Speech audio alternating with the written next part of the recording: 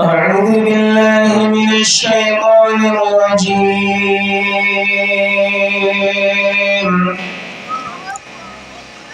بسم الله الرحمن الرحيم.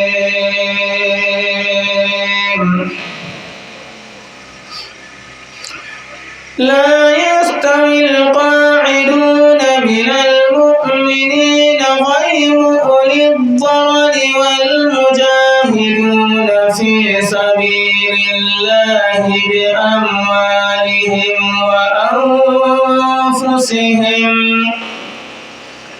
فضل الله المجاهدين بأموالهم وأنفسهم على القاعدين درجة، وكلا وعد الله الحسنى.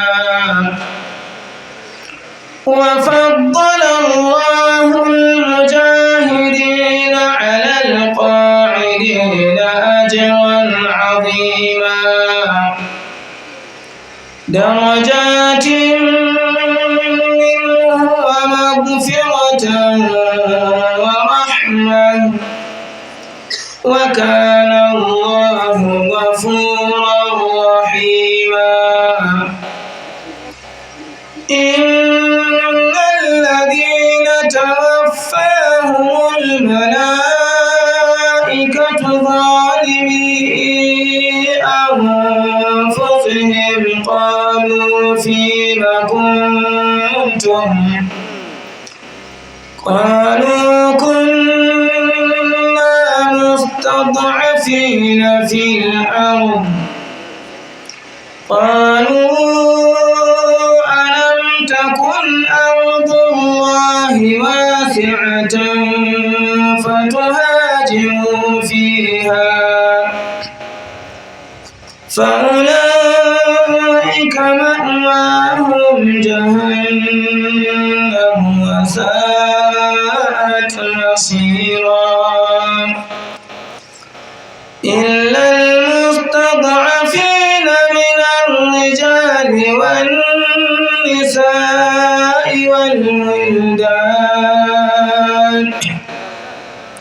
والولدان لا يستطيعون حيلة ولا يهتدون سبيلا.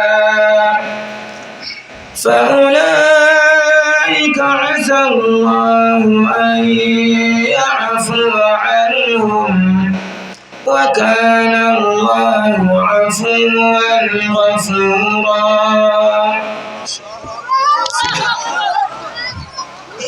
أعوذ بالله السميع العليم من الشيطان الرجيم. بسم الله الرحمن الرحيم. الحمد لله الذي لم يتخذ ولدا ولم يكن له شريك بالملك ولم يكن له ولي من الذل وكبره تكبيرا. تبارك الذي نزل الفرقان على عبده ليكون للعالمين نذيرا. والصلاة والسلام على من لا نبي بعده صلى الله عليه وسلم. رب اشرح لي صدري ويسر لي أمري واحلل عقدة من لساني يفقهوا قولي. أما بعد، السلام عليكم ورحمة الله. Muna godiya ga Allah madaukakin sarki mai kowa mai komai wanda cikin kaddartawarsa da ganin damar sa ya kaddare mu da haduwa a wannan gari mai albarka na Bangarasa a jamhuriyar Nijar a cikin wannan yammaci mai albarka, wato na Laraba daren Alhamis. Yau muna 24 ga watan 6 hijirar annabi rahama sallallahu alaihi wa alihi wa sallam daga Makka zuwa Madina na da shekara 1446, wanda ya daidai da 25 ga watan 12 miladiyar annabi Isa alaihi salam. Bisa ga kaddarta na da shekara 2024. Muna roƙon Allah madaukakin sarki ayyukan da muka gabatar na alkhairi Allah ya karba muna, kurakuran da muka yi muna roƙon Allah madaukakin sarki ya gafarta mana. A kamar yadda ya gabata ga mu haɗu a cikin wannan gari mai albarka, ba dan komai ba sai dan tunatar da kawunan mu game da abin da ya shafi wannan addini namu na musulunci. Muna roƙon Allah madaukakin sarki abin da zamu faɗa Allah ya mana muwafaka, kuma Allah ya ba mu ikon faɗin abin da yake so ya yadda idan muna da wata manufa sabanin neman yardarsa muna roƙon Allah madaukakin sarki ya bayar da manufar mu ta zama muna yi ne domin neman yardarsa. Yan uwa musulmi, wa'azi ya riga ya gabata, amma idan muka lura don malamin da ya hau zai yi nasiha ko dai ya yi umarni da abubuwan da Allah da manzansa suke so a rika aikatawa, ko kuma malami ya rika tsawatarwa ga al'umma domin su bar aikata abubuwan da Allah da manzansa ba su ana aikatawa. To ba dan komai malamai suke umarni ba ko su hana, sai dan cimma wata manufa ɗaya, ita ce manufar a shirya ma wani gida wanda yake jiran mu, ko kuma wata rana ta musamman wadda dukkaninmu za mu taru a cikin wannan rana a gaban Allah, ita ce rana ta alƙiyama. Duk umarnin da kake ganin ana cewa Allah ya ce a yi kaza, ko annabinsa ya ce a yi, ko Allah ya hana, ko annabinsa ya hana, wallahi ba don komai ba ne sai don a gyara a shirya domin wannan rana ta alkiyama. Allah ya mana jagora. So ni wa'azin da zai yi kenan insha Allah. Allah madaukakin sarki na cewa ya ayyuhal ladina amanu taqullaha wal tanzur nafsun ma qaddamat ligadi. يا أيها الذين آمنوا اتقوا الله ولتنظر نفس ما قدمت لغد واتقوا الله إن الله خبير بما تعملون. Allah madaukakin sarki kaji irin kiran da ya na musamman. Al-Imam Ibn Abi Hatim ya koro ruwaya da sanadi zuwa ga Abdullahi bin Mas'udin, Allah ya kara masa yadda. Annabin rahama Abdullahi bin Mas'ud yake cewa a Qur'ani kaf duk inda Allah ya irin wannan kira, to idan mai imani kake akwai buƙatar ka kashe kunnan ka ji ɗayan alkhairura guda biyu, ko a umarce ka aikata ka samu yadda Allah, ko a hana ka hannu kuma ka samu yadda Allah. Wannan ya ayyuhal ladina amanu ita ce ta 78 a cikin jerin ya ayyuhal ladina amanu daga bakara zuwa ƙasa. To shine Allah yake cewa ya ayyuhal ladina amanu, ya ku waɗanda kuka yi imani, kuka yadda, kuka sakankance, kuka miƙa wuya, kuka ba da gaskiya. Allah ce ittaqullaha, ku ji tsoron Allah. Attaqwa shine fi'lul awamir wajtinabin nawahi, ko a ce ittikhazul wiqayati min azabillahi bi fi'li awamirihi wajtinabi nawahihi. Allah ya ce ku ji tsoron Allah ta hanyar aiwatar da umarninsa da nisanta haninsa. Bayan Allah ya umarni da cewa ku ji tsoronsa, sai ce wal tanzur nafsun, rayuwa ta duba, ta yi nazari, ta yi hangen nesa, ta ga ma qaddamat ligadi, mi ta gabatar domin gobe. Goben nan duk malaman tafsirin duniya sun haɗu akan cewa ita ce ranar alkiyama. Allah ne ya ce ka ji tsoron shi kai bawa, Allah ne ya ce ke bauya ki ji tsoronsa don ki shirya ma wannan ranar. Kenan akwai magana game da wannan rana. Sai Allah ya ce wattaqullaha, Allah ya sake ke jaddadawa cewa ku ji tsoronsa, ku jayu ga umarninsa, ku nisanci haninsa. Me yasa? Sai Allah ce inna Allaha bitawkid, tabbas Allah khabirun masani ne, mai bada labari ne, bima kuntum ta'amalu, daga abinda kun kasance kuna aikatawa. Ashe illar da ke cikin wannan umarnin da Allah yi, don zai ba mu labarin abinda muka aikata na alkhairi ko wani alkhairi, shi yasa Allah ya gaya mana wannan. Allah ya mana jagora. wattaqu yawman turja'una fihi ila Allah. واتقوا يوما ترجعون فيه إلى الله ثم توفى كل نفس ما كسبت وهم لا يظلمون. كاغنا الله مدوكين سركي الإمام السويدي أتكي الإتقان في علوم القرآن. A cikin wannan littafin ya kawo saɓani na malamai, wacce aya ce ta sabka ƙarshe cikin ɗaiɗaikun ayoyi ga annabin rahama sallallahu alaihi wasallam. mafiya yawan malaman tafsiri sun je cewa wannan ita ce aya ta ƙarshe cikin jerin ɗaiɗaikun ayoyin da suka sabka ga annabi sallallahu alaihi wasallam. Amma ka dubi abin da ke cikin ayar na umarnin Allah. Allah ya ce wattaqu yawman, ku ji tsoron wani irin yini mai girma mai razani da jirgici, wanda turja'una fihi ila Allah, ake dawowa da ku a wurin Allah. A ce dai za a dawo da bawa a gaban Allah ya tsaya, zai yi bayanin yadda ya gudanar da rayuwarsa, ga rekod ga rubutu na mala'iku. Wannan rana ba karama bace. Wannan ranar da za a tsaya gaba Allah, annabin rahama sallallahu alaihi wasallam sai da ya fashe mata kuka. Bukhari da Muslim sai tar da hadisin Abdullahi bin Mas'ud, Allah ya kara masa yadda. Wata rana Abdullahi bin Mas'ud annabi sallallahu alaihi wasallam dubiye shi yace mai iqra alayya alqur'ana, karanta mai alqur'ani. Abdullahi bin Mas'ud yace aqra'u alayka wa alayka unzila, yanzu zan karanta ma alqur'ani alhalin kai aka sabkan ma. Annabi sallallahu alaihi wasallam ce inni uhibbu an asma'ahu min ghairi, ina son in ji alqur'ani daga wani na. Abdullahi bin Mas'ud ya ce fa qara'atu alaihi suratan nisa'i, ya karanta mai wannan sura hatta ji'tu ila hadhihi al-aya fa kayfa idha ji'na min kulli ummatin bi shahidin wa ji'na bika ala ha'ula'i shahida. Ya al'amari zai kasance ya Rasulullah, randa Allah zai zo da kowane al'umma ga annabin da zai bada shaidar ya isar da manzanci, muka zo da kai a gabana na aje ka zaka bada shaida akan wannan al'umma. Abdullahi bin Mas'ud yace sai ji annabi na ce hasbukal ana hasbukal an, yace faltafattu ilaihi, ni juya ni kalli manzon Allah fa iza ainahu tasrifan, sai ga idanu ne guda biyu suna zubar da hawaye saboda tsoro da firgicin wannan rana. To ita ce Allah ce turja'una fihi ila Allah. Bayan haka summa tuwaffa kullu nafsin, kowace rayuwa za a cika mata ma kasabat, abinda ta aikata. Kai Allah sai ce ma kasabat, ko babba ne ko kaɗan ko shine ma kasabat. Sai Allah ce wahum la yuzlamuna, ba a zaluntan bayu. Ba zai yi abin da ka aikata ba, ya kamata ka samu lada 100 sai ka isko lada 99 da rabi. Allah bai yi wannan. wa ma rabbuka bizallamin lil abid wa la yazlimu rabbuka ahada inna allaha la yazlimu an-nasa shay'an walakinna an-nasa anfusahum yazlimun. Ko kuma zunubin da ka aikata zunubi 100 sai ka isko zunubi 100 da rabi, Allah bai yin wannan. Wa hum la yuzlamuna. Ka duba abinda Allah yake faɗa jama'a. To mu takaita akan wayannan ayoyi mu yi shimfiɗa da su. Ka duba ayar farko da Allah ya ce wattaqu yawman.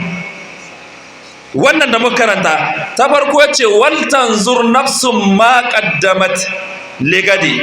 Sai Allah ya ce wattaqullah. Menene hikimar Allah ya ce yawman dinnan da kaji Allah ya fara?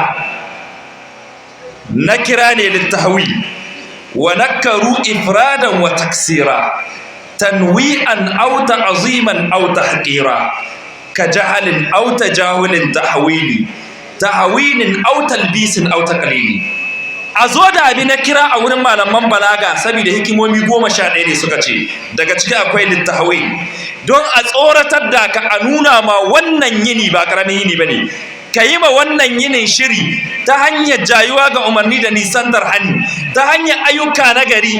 Kar ka tsaya son cin banza, ka tsaya jiran sai kiyama ta yi, Allah yana hisabi, a ɗauke ka a tsallaka da kai Allah bai sani ba. Wallahi kana yaudaran kanka, kana izgili, kana sakaci da rana mafi girma, rana mafi razani, rana mafi tashin hankali. Wannan umarni da kajiya ai umarni ne wanda Allah ya kassasa shi, ya keɓance shi don kaga ga masu imani Allah ya fara wannan magana. Amma don ka gane shirin alkiyama jama'a na kowa ne, sai Allah ya ce ya ayyuhan nasu taqu rabbakum inna zalzalata sa'ati shay'un azim. Ya ayyuhan nasu taqu rabbakum inna zalzalata sa'ati shay'un azim. Na'am, yawma tarawnaha tadhhalu kullu murdi'atin amma arda'at. Na'am. وتضع كل ذات حمل حملها وترى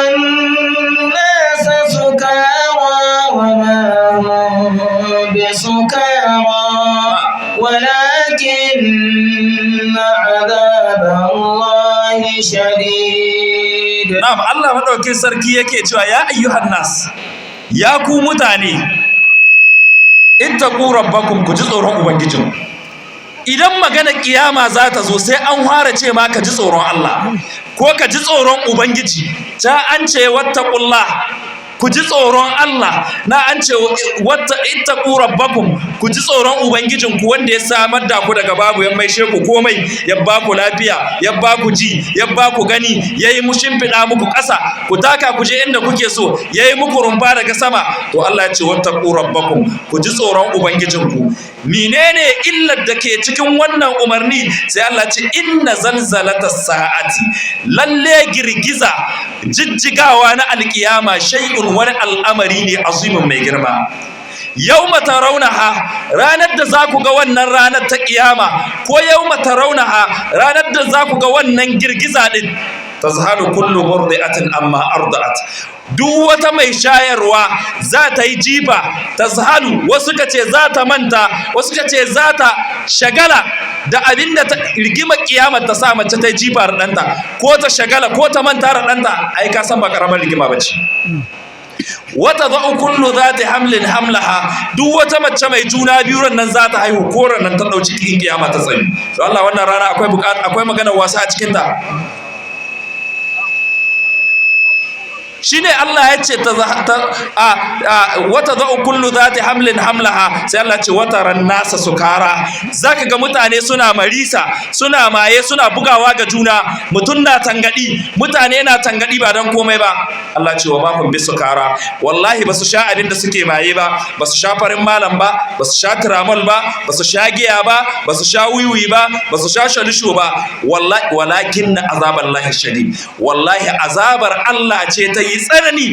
Rigima da tashin kiyama da rikici da firgicin da ke cikin wannan rana, wallahi mutum ga rikicewa kamar yayi marisa, kamar ya sha kayan maye. Wannan rana ya kamata ka tsaya jiran banza, ka tsaya son cin banza, kana jiran in an tai kiyama wani ya baka damar shiga aljanna. Wallahi ka tashi kai aiki jama'a. Rigimar ta ba karama bace ko? Ya ayyuhan nasu taqu rabbakum واخشوا يوما لا تجزي يا أيها الناس اتقوا ربكم واخشوا يوما لا يجزي والد عن ولده ولا مولود هو جاز عن والده شيئا إن وعد الله حق. نعم. فلا تغرنكم الحياة الدنيا ولا يغرنكم بالله الغرور. نعم. الله madaukakin sarki ya ce ya ayyuhan nas, ya ku mutane, ittaqu rabbakum, ku ji tsoron ubangijinku. Kun ga Allah yanda yake nau'anta zance din nan, yake jaddada wannan zance ko? Sai Allah ya ce wakhshaw yawman, ku ji tsoron wani ne. Alkhashiya shine alkhawfu ma ta'zim, kana jin tsoron abin tare da girmama shi, to ku ji tsoron wannan yini. Allah ya ce la yajzi walidun an waladihi, mahaifi bai zai iya tsayawa ya amfani abin da ya haifa ba da komai, wala mauludun huwa jazin an walidihi shay'a. Haka shi ma abin haihuwa ɗa ba zai iya tsayawa ya kama ma babansa komai ba, wallahi kowa ta kansa yake yi. Don haka Allah ce inna wa'adallahi haqq, alƙawalin Allah gaskiya ne na alƙiyama. Azaba da ni'ima da firgici da razani, ɓambarewan wannan sama da tarwatsewarta, naɗe wannan ƙasa ɗin da Allah ya faɗa, aljanna da wuta, siradi da abin da ke cikinsu. Allah ce inna wa'adallahi haqq, lalle alƙawarin Allah gaskiya ne. Don haka fala tagurrannakumul hayatud dunya, kada rayuwar duniya ta ruɗe ku. Abinda kake nema na rayuwar duniya ya sa ka yi shirka da Allah, ka riƙa yanka don aljani, ka riƙa yanka gidan tururuwa, ka riƙa aje wani gatari ko wata ƙwarya ko wani ƙyalle ko wani turare mai gurmunya ko wata kaza gusgus ko wani makawan bunsuru, kana yi musu hidima. Inna wala tagurrannakumul hayatud dunya wala yagurrannakum billahi al-garur. Kada shedan ya rude ku, ya sa ku bar Allah. In ba ruduwar shedan ba, sai ga wani ya kalli jama'a ya ce duk wanga gehi ya gafarta musu. Don Allah shedan bai rudi mutum ba. Allah kare mu. to ko a bara nake ganin wani malami da kasar Ghana gashi zamna ana ce mishi ai ko Allah in yayi kura su ga gyara kuma yana kinci bai damu ba to shine Allah ke gaya mana cewa wala yagurrannakum billahi al-garu kada shedan mai rudarwa ya rude ku bar dokar Allah wallahi kowa ya tashi tsaye jama'a kiyama ta wuce duk yanda mutum yake tunani rana ce wadda mutum bai taba gan shi yasa Allah ce yawman yaj'alul wuldana shiba wani yini ne wanda musibar sake sa yaro karami sai yayi hurhura saboda fireja ta wannan yini shi yasa Allah madaukakin sarki ya ce yawma yafirul mar'u min akhihi يوم يفر المرء من أخيه نعم. وأمه وأبيه نعم. وصاحبته وبنيه لكل امرئ منهم يومئذ شأن يغنيه rigimar kiyama ce Allah ke ba mu labarin abin da zai faru Allah ce yawma yafirrul mar'u min akhihi ranar da mutum zai gudu ya bar dan uwansa ko shakiki ko li'abbi ko li'ummi ko ya bar kawunsa ko gwaggwarsa saboda rigimar wannan yini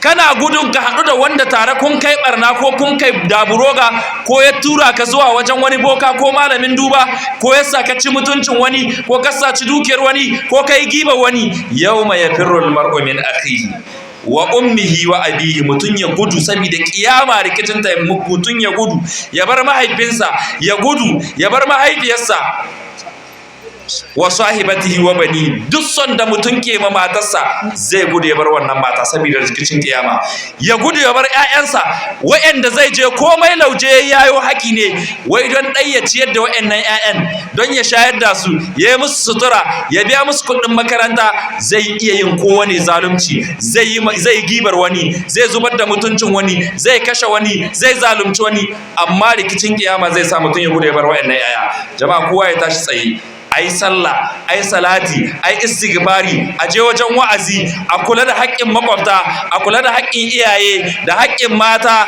da sauran makusanta da marayu a taimaki addini a sai kayan wa'azi a sai kayan sauti a sai motoci in za a wa'azi a bada dukiya a rika dafa abinci na alfarma al'umma su zo su ci a yada kalmar Allah shine Allah yake ta gaya wannan shine hikimomin da ke ciki يبصرونهم يود المجرم يبصرونهم يود المجرم لو يفتدي من عذاب يومئذ ببنيه وصاحبته وأخيه وفصيلته التي تؤويه ومن في الأرض جميعا ثم ينجيه ai ka san an ce wala yasalu hamimun hamima ko amma ai sai Allah don ya nuna ma ai rikicin nasa baka iya ganin baka tambayan dan uwanka haka ne amma kada ka dauka ai ba zai yi ku ga juna ba ni zai kawo a ce za a gudu in ba ana tunanin za a iya hadawa da juna ba sai Allah ce to yubassarunahum za a nuna musu junansu fajiri da fajira su ga junansu mazinanci da mazinaciya su ga junansu dan luwadi da yan luwadi yan madigo su ga junansu Allah ya ce yubassarunahum mushriki da abokin shirka sa haka za su rika ganin za a nuna musu junansu yawaddul mujrim kafiri zai yi gurin law yaftadi min adabi yawmi izin bi bani ina ma ya bada fansar saboda azabar wannan yini ya bada dan sai ce Allah ga dana nan ni dai in kubuta wa sahibatihi wa akhi mutun yace Allah zai iya bayar da matata ko dan uwana ni dai in kubuta daga azabar wannan yini Allah ce kai ba su ba wa fasilatihi allati tuqi da danginsa wa'anda in rikici ya taso suke jayowa su tsaya masa duk zai ce duk dangina zan bashe su Allah in kubuta wani ma ya ga dama ya ce Allah duk mutanen Niger in dai ina da iko Allah ka kama su ni dai in kubuta kai Allah ce wa man fil ardi jami'an duk wanda ke duniya mutun zai gurin zai ba sai ya kubuta daga azabar wannan yini Allah ce sun mai ji don ɗaya tserata daga azabar Allah Allah ce kalla ƙarya ne wannan ba zai yi ba inna halaza wutar lazzati nazza'atan lishawa wadda kwaye naman huska take yi. Duk wanda bai gyara alakarsa da Allah ba irin wannan wutar ce in ya sheka ta jayo shi irin ta ce take jira. Saboda haka mu gyara alakar mu da Allah, lokaci na tafiya jama'a. Kullu yawmin madha aw laylatin salafat fihi an-nufusu ila al-ajali tasdalifu. Yini duk in ya shuda ko dare muna matsowa ga ajalin mu ne wallahi ba tare da mun sani ba. Sakan daya yana kintawa wallahi kai asara ta yin baka aikata alkhairi ba. Kana nan kana matsowa ga ajali, kana nan kana matsowa ga kabari. تزود من التقوى فإنك لا تدري إذا جن ليل هل تعيش إلى الفجر فهل من فتى أمسى وأصبح ضاحكا وقد نسجت أكفانه وهو لا يدري وكم من عروس زينوها لزوجها وقد قبضت أرواحهم ليلة القدر وكم من سجار يرجى طول عمرهم وقد نسجت أكفانهم وهو لا يدري وكم من عروس زينوها لزوجها وقد قبضت أرواحهم ليلة القدر وكم من سجار يرجى طول عمرهم وقد أدخلت أجسادهم ظلمة القبر وكم من صحيح مات من غير علة وكم من سقيم عاش حين من الدهر. Ai kokari kowa ya ta gyara alakarsa da Allah ta hanyar tsoron Allah. Kayi aiki na gari ka nisanci abin da Allah baya so. To wannan kiyama tana da ahwal guda 12. Bari in gani ko zan iya gaya mana koda guda 5 a cikin ahwal ɗin alkiyama. Wannan shehida ce hali na farko wanda duk wanda zai biyo bayansa ya fi wanda ya wuce hadari da rigima. Malamai sun ce duk kuncin rayuwar da bawa ya taba haduwa da shi a rayuwarsa, in bai gyara alakarsa da Allah ba abinda zai haɗu da shi a rayuwarsa lokacin karɓar rayuwa ya fi duk kuncin da ya taɓa haɗuwa da shi. Duk abinda zai haɗu da shi a lokacin karɓar rayuwa musibarsa wallahi bai kai musibar kwanciyar kabari ba. To abinda zai biyo bayan kwanciyar kabari kuma ya fi duk wa'ance ne. Na farko akwai i'adatul arwahi ilal ajsad. Za a dawo da rayuka cikin jikukunansu. Kowane mutum za a dawo masa da rayuwarsa ya zo a gaban Allah ya tsaya. Wannan rana jama'a ba karamar rana ba ce.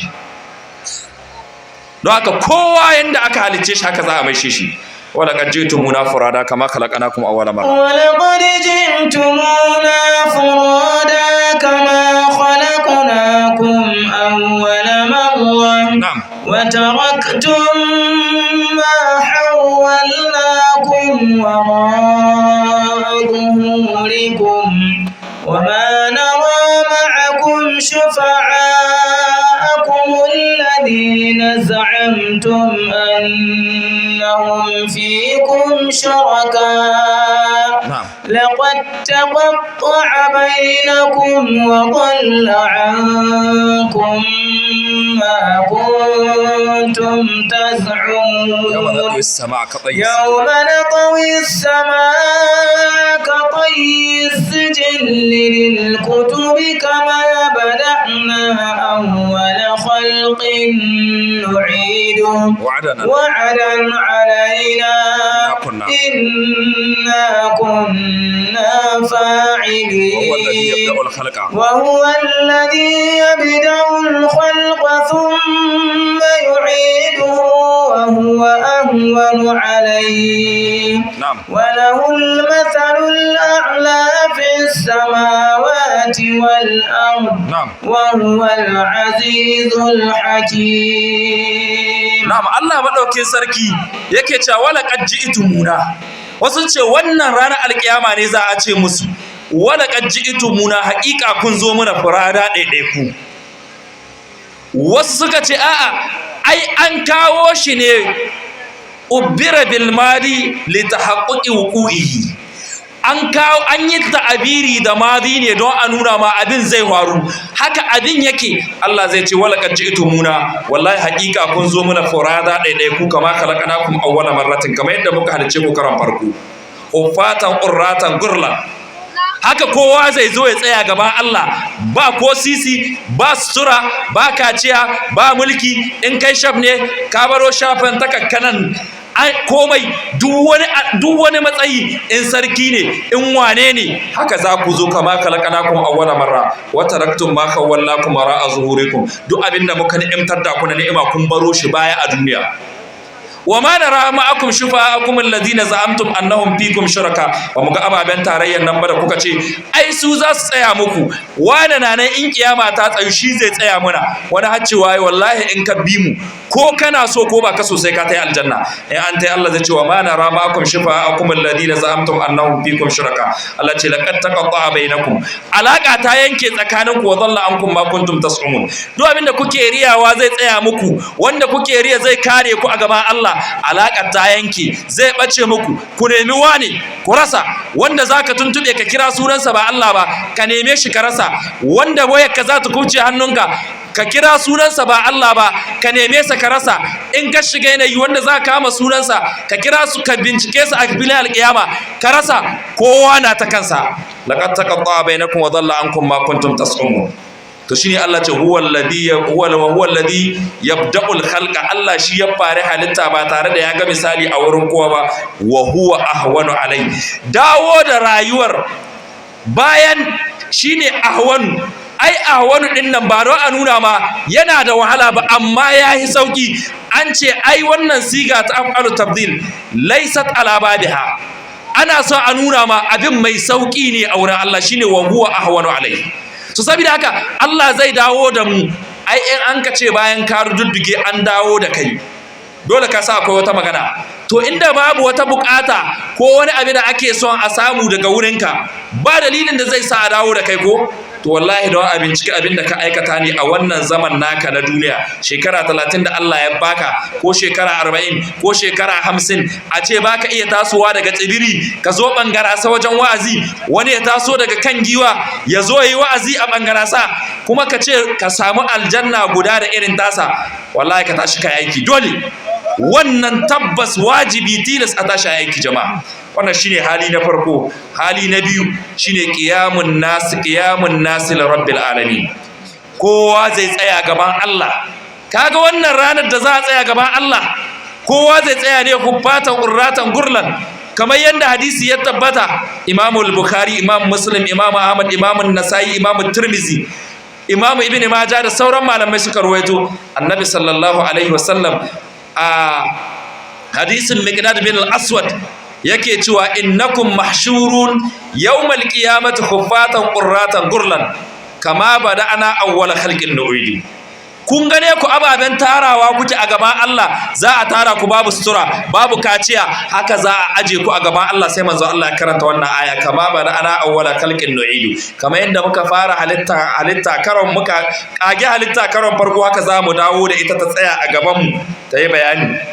Imam al-Bukhari da Imam Muslim sai tadda hadisin Abu Huraira, Allah ya kara masa yadda. Annabi sallallahu alaihi wasallam yake cewa ma minkum min ahadin illa sayukallimuhu rabbuhu laysa bainahu wa bainahu tarjuman. babu wani cikin ku bayu sai kun sai ya tsaya a gaban Allah, tsakaninsa da Allah babu mai fassara. zai tsaya gaban Allah yayi tsaye bayani. fayanzuru aymana minhu, ya duba bangaren dama, fala yara illa ma qaddama, mutum bai ganin komai sai aikin da ya gabatar na alkhairi ko na sharri.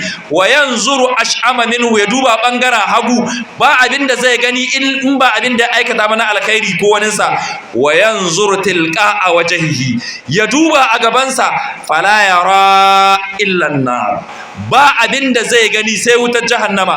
Annabi sallallahu alaihi wasallam ce wattaqun nar walau bi shiqqi tamra, ku nemi tsarin Allah daga azabar wutar jahannama, ku nemi kariyar Allah daga wutar jahannama, koda da tsagin da bino ka riga diba kana ba ƴan uwanka musulmi sadaka.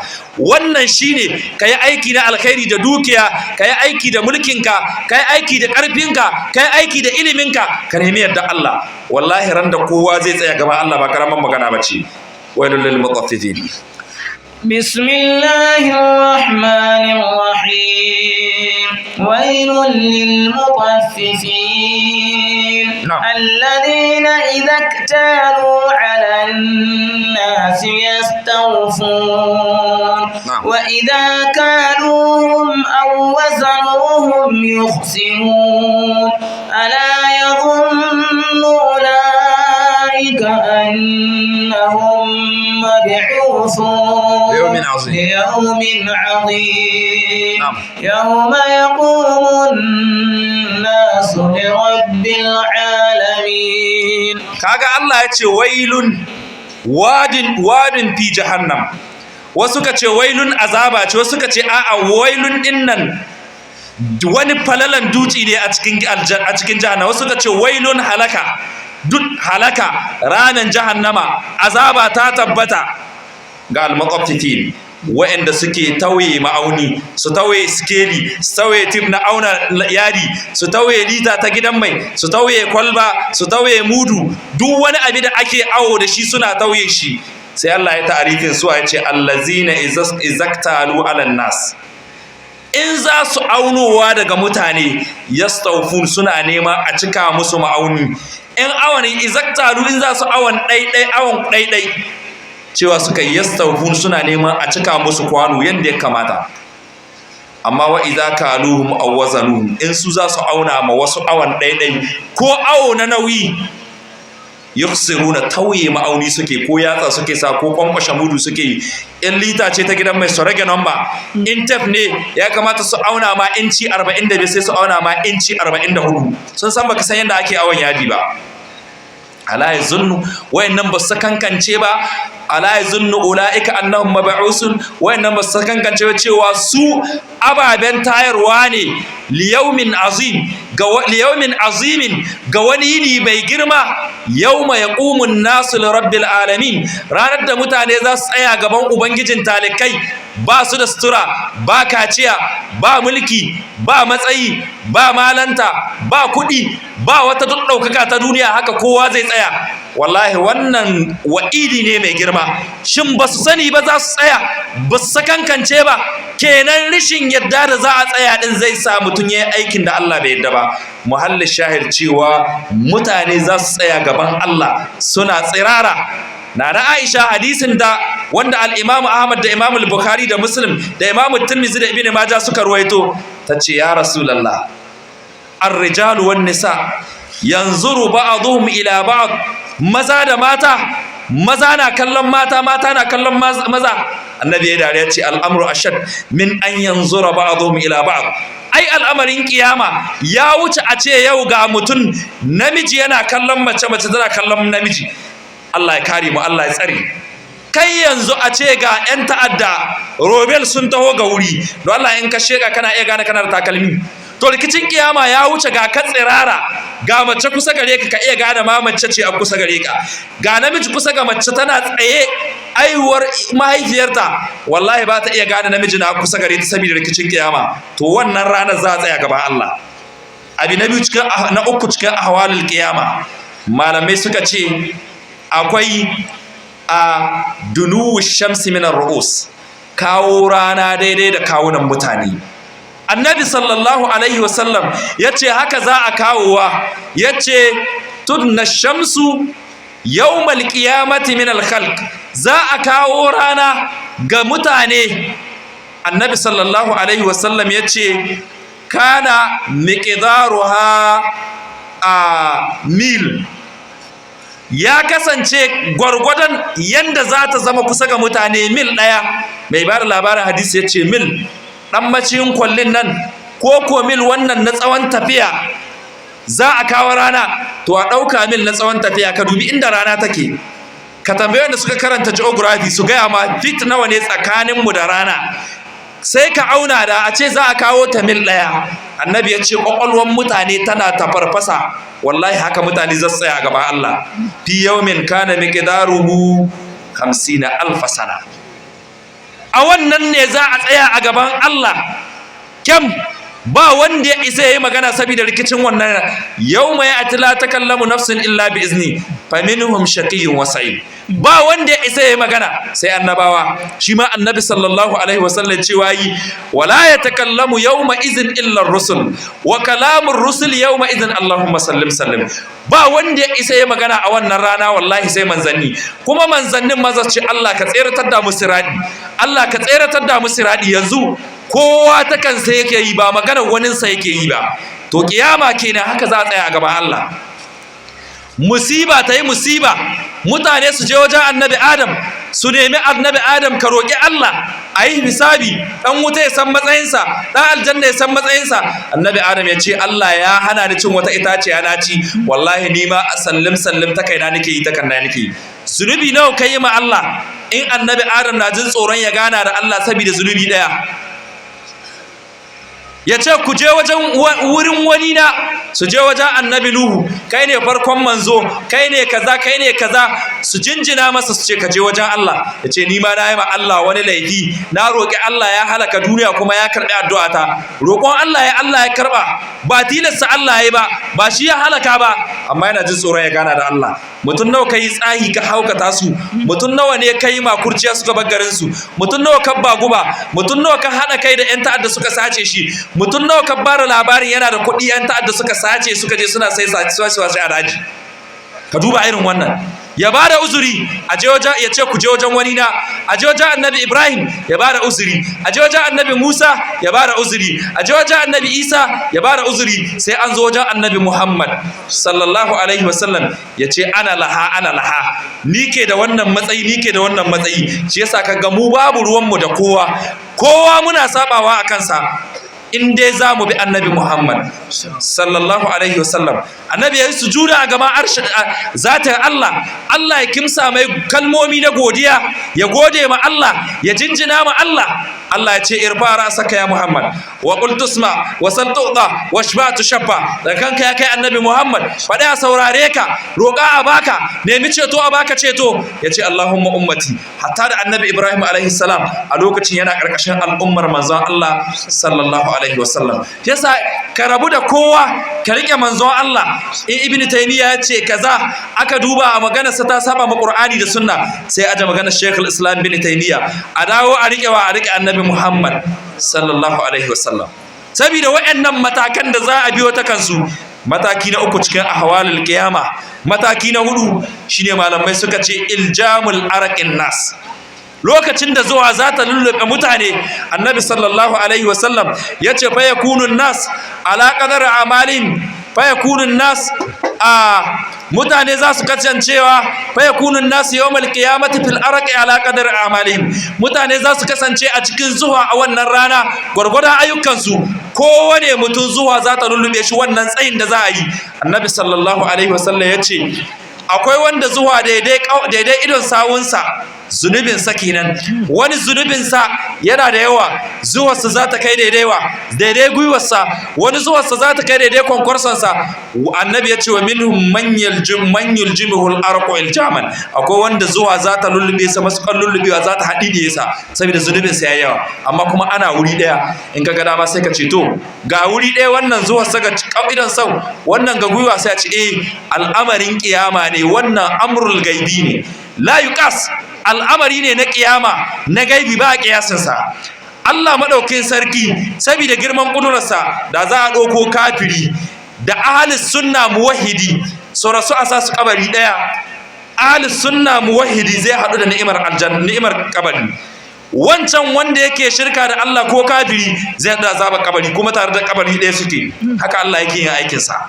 Wannan ya shantake tunanin yadda kake tunani. To wallahi ranar da zaka tsaya kai kokari ka tabbatar da kayan aikin da zuwar ma ba ta ko kama jikinka, ballantana ta kama idon sawunka, ko ta kai ga gwiwa, ko ta kai ga kuibi, ko a ce zuwa ta haɗiɗiye ka saboda tsabar zunubinka.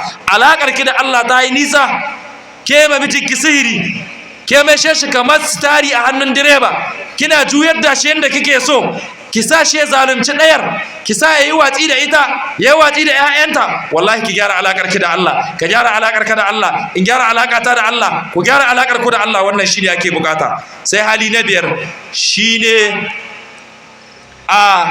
shine nasbul mawazin, kawa nasbul mawazin, kawa ma'aunayyan ayyukan bayu. Shi yasa Qur'ani yake ta magana za a kawo wasu ma'aunayya wanda za su auna ayyukan bayu na alkhairi da na sharri. Shi yasa Allah yake cewa wal waznu yawma idzal haqq faman saqulat mawazinuhu fa ulaika humul muflihun wa man khaffat mawazinuhu fa ulaika alladhina khasiru anfusahum bima kanu biayatina yuzlimun. wal waznu yawma idzal haqq faman saqulat mawazinuhu fa ulaika humul muflihun wa man khaffat mawazinuhu fa ulaika alladhina khasiru anfusahum fi jahannama khalidun. fa amma man saqulat mawazinuhu fa huwa fi ishatin radiya wa amma man khaffat mawazinuhu fa ummuhu hawiya. kaga Allah yana cewa wada da'ul mawazin al-qist li yawmil qiyamah fala tuzlamu nafsun shay'a fa in kana misqalu habatin min khardalin ataina biha wa kafa bina hasibin. kaga dunnan a Qur'ani Allah na ce zamu kawo ma'aunayya wanda aikin sa na alkhairi, sallarsa, azumin sa, zakkarsa, hajjin sa, salatin sa, istighfarin sa, da'ar iyaye, haƙƙin makwabtaka, taimaka ma gajeyu, taimaka ma marayu, zuwa wa'azi, bayar da dukiya a gina makaranta, a sai motocin wa'azi, a sai abinci, a yaɗa kalmar shahada. wa'annan in suka jaya aikin sa na sharri, suka rinjayi cacarsa ko luwaɗinsa ko zinarsa ko robel ɗinsa ko duk wani aiki na ashaɗinsa, to wa'annan su ne masu samun babban rabo. Allah ya sanya mu cikin wannan bangare. amma wanda aikinsa na sharri ya rinjaye aikinsa na alkhairi, wannan ya taɓi. Allah ya kare mu. to sai malamai suka ce duk ayoyin nan Allah yana kawo mawazin, jam'u mizan. amma sai gashi a hadisin Bukhari da Muslim annabi na cewa kalimatani habibatani ila rahman saqilatani fil mizan khafifatani ala lisan subhanallahi wa bihamdihi subhanallahi alazim. sai nan yazo da shi mufrad. sai malamai suka ce akwai ka'ida ce usuliyya, shine a samu in an samu ta'arudul umumain sai ayi jam'in su a hada su. an ce ta an jama'a su, an ce lura da ayyukan bayu ne. shi abinda za a aikata, za a auna din, akwai sallah, akwai azumi, akwai zakka, akwai haji, akwai da'ar iyaye, akwai haƙƙin marayu, akwai taimaka ma gajiyayi, akwai kaza. kaga ayyukan daban-daban ne sai ka ce mawazin. amma an ce mizan a wannan hadisi, lura da shi mizanin na ɗora ayyukan bayu guda ne, to mi za a auna? an yi saɓani. wasu malamai suka ce abinda za a auna shine takardun ayyuka. suka yi hujja da hadisin Imam Ahmad da Tirmizi da Imam Nasa'i da Ibn Majah. hadisul butaqa wanda ya zo ranar alkiyama da takaddun ayyukan zunubi, takadda 99, kowace takadda faɗinta da tsawonta iya ganin ido. duk aikin sharri ne ya aikata, amma ya zo da wani ɗan wallet ko ID card, shi ɗaya zo da aikin alkhairi. Allah ce a ɗauka a aza, ce ya Allah wa'annan takaddun ayyukan 99 kowane faɗinsa da tsawonsa iya ganin ido, duk aikin sharri ne na aikata. a ce za a auna su da wannan? annabi ya ce ashe ya faɗi la ilaha illallah, ya yadda da ita, ya cika sharuɗanta waɗanda duk malaman tauhidi sun yadda guda 7 da saɓani guda 9 ko 11.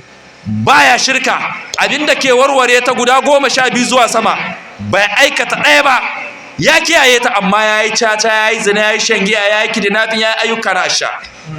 ana azawa sai ta jaye. suka ce to lura da wannan takaddun ayyuka aiki za a auna. wasu malamai suka ce za a auna waɗanda suka yi aikin ne. suka ce ga hadisin Bukhari da Muslim, hadisin Abdullahi bin Mas'udin, ya hau wata bishiya, gashi dan sirare, sahabbai na kallon sa suna dariya. annabi ya kalle su ya ce atadhakuna an saqai bin Mas'udin, yanzu kwabrin Abdullahi bin Mas'udin guda biyu kuke dariya? kun gane su yan sirarai, yan gajajjeru? sahabbai suka ce yace wallahi lahu ma fil mizan asqalu min jabal uhud. a cikin mizani sun yi nauyin dutsen Uhud. da wasu hadisai da annabi ce za a zo da wani mutum mai girman jiki a za shi ga skeli, amma wallahi saboda bai je da aikin alkhairi ba, wallahi bai kai fiffiken sabro nauyi ba a cikin mizani. suka ce masu ayyuka za a auna. wasu suka ce za a auna aikin ne, za a mai sai shi jama'at, to ya za a yi zama jimad kamar gairu ma'qul ne aka ce a'a ai wannan ma'qulun ne me yasa saboda annabi ya ce yutabil maut yawmal qiyamati ala surati kafshin amla fayusbahu bainal jannati wan nar thumma yuqal ya ahlal janna khuludun wala maut wa ya ahlan nar khuludun wala maut. In za iya zowa da mutuwa kamar rago Allah zai iya sandarar da waɗannan ayyukan na salati da istighfari da hailala aza su gaskeli, ya sandarar da caca da zina da giba da cin mutunci da annamimanci aza su gefe daya. Kaga manganu nawa? Manganu guda uku. Magana ta hudu suka ce a ai kiyama maratib ce, akwai lokacin da za a auna takardun aiki, akwai lokacin da za a auna aikin, akwai lokacin da za a auna masu yin aiki. Ina fata an fahimta. Daga cikin hanyoyin da suka yi suka haɗa wa'annan manganun suka yi aiki da su. Ina fata an fahimta. Ko kuma suka ce ko ya zama akwai wa'anda su za a auna ba aikin ba, akwai wa'anda takardun aikin su za a auna, akwai wa'anda aikin su za a auna. Kaga wa'annan maganganun guda ta ƙarshen nan wadda adda fassara biyu, to ta yi ƙarfin a ɗauke ta duk a haɗa wa'ancan hadisan a yi aiki da su. Ina fata an fahimta.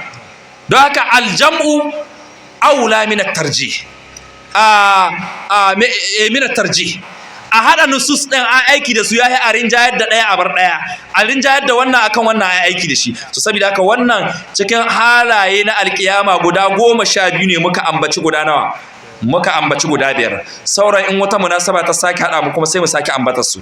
Abinda muka faɗa daidai muka dace Allah ba mu lada, sukan da muka yi da gare mu ne karamce ilimi ne Allah ya yafe mana shi zuka ta masu sauraro. Wa sallallahu wa sallama ala nabiyina Muhammad wa alihi wa sahbihi ajma'in. Assalamu alaikum wa rahmatullah. Wa alaikum assalam wa rahmatullahi wa barakatuh. Mun saurari karatu daga Sheikh Sa'adu Abdullahi daga kan Giwa. Muna fata Allah madaukakin sarki ya saka mishi da alheri.